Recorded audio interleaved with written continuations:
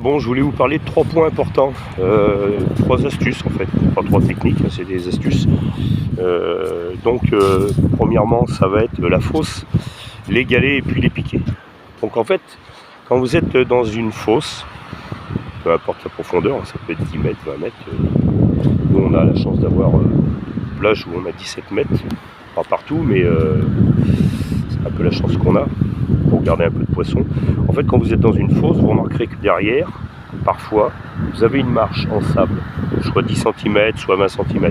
Et cette marche, elle est la même dans le trou. Voilà. Donc en fait, quand vous jetez et que vous êtes pris dans cette marche et que vous avez un poisson, eh bien la solution, c'est pas de lever votre canne comme un bourrin en l'air et de tirer. C'est justement de la mettre à plat et de tirer en arrière gentiment. Et vous allez voir, ça sort tout seul. Alors tout dépend des fosses, hein, c'est sûr, parce qu'il y a des fosses plus importantes où on est obligé de mettre des ailettes. Donc pour les gens confirmés, ils comprennent ce que c'est, pour les autres peut-être un peu moins.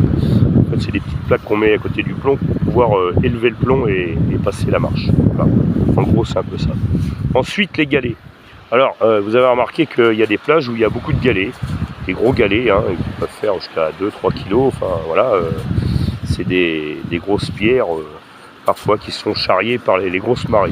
Donc là on en a un exemple parce que je suis sur un site où il y a des gros galets. Donc voilà, bon, vous voyez, hein, alors quand le plomb vient prendre le long du galet là, et qu'il y a un petit trou, et ben en fait votre plomb il tape dedans et c'est la casse. Voilà. Donc ça arrive fréquemment, moi ça m'arrive aussi, hein, parce que parfois on peut pas l'éviter. Mais en règle générale, il y a une petite astuce qui est plutôt pas mal. C'est qu'au lieu de tirer et puis casser, en fait vous mettez, quand vous jetez pour pêcher et que vous allez changer vos verres ou alors vous avez un poisson, en fait, quoi qu'avec le poisson c'est beaucoup plus facile, vous allez lever votre canne au maximum et vous allez mouliner toujours en tension. Et vous allez voir votre plomb, la tige va se lever évidemment et le plomb va sortir beaucoup plus facilement. Donc ça c'est plutôt pas mal. Et puis ensuite les piquets.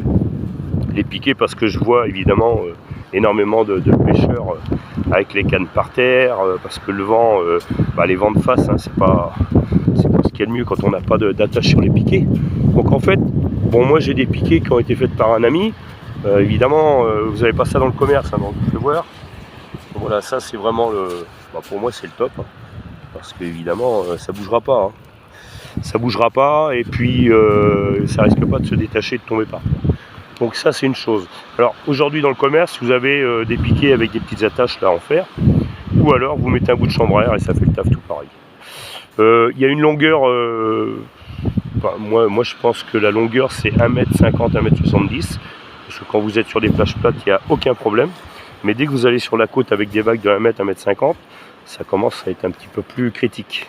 Donc pour mieux passer les vagues et que votre fil évite de taper dans les vagues, en fait vous montez votre piquet, voire mettre 2 piquets l'un dans l'autre. Pour certains ils le font, moi je ne fais pas, mais il y a beaucoup de monde qui font ça. Donc voilà, et puis au niveau compétition, écoutez, des vieilles choses qu'on nous a enseignées déjà depuis longtemps, parce que les astuces on peut en trouver soi-même, hein, comme les galets, c'est moi qui les trouvais moi-même, on ne me l'a pas enseigné, mais je pense que au niveau quand vous êtes en compétition, vous avez un concours et que vous pêchez assez loin, on va dire, 50-60 mètres. J'avais discuté avec quelqu'un que pour certains connaissent, Patrick Lacampagne, c'était à Nantes, et en fait il expliquait que quand tous les pêcheurs sont alignés et qu'ils changent les petits vers régulièrement, en fait tous ces petits vers vont tomber dans l'eau, et les vagues qui vont arriver, les premières vagues qui vont arriver, et en fait les vers vont rester dans ces premières vagues. Et c'est toujours astucieux de venir pêcher dans ces vagues là. Et ça, monsieur Lacampagne, c'est pas bête. Donc voilà, donc c'était petites astuces. Il y en a plein, hein. Là j'en ai pas comme ça qui me viennent à la tête, mais quand j'en ai, j'aime bien les transmettre, parce qu'aujourd'hui voilà, tout ce que je sais, je pense que c'est bien de le transmettre, comme on a fait avec moi.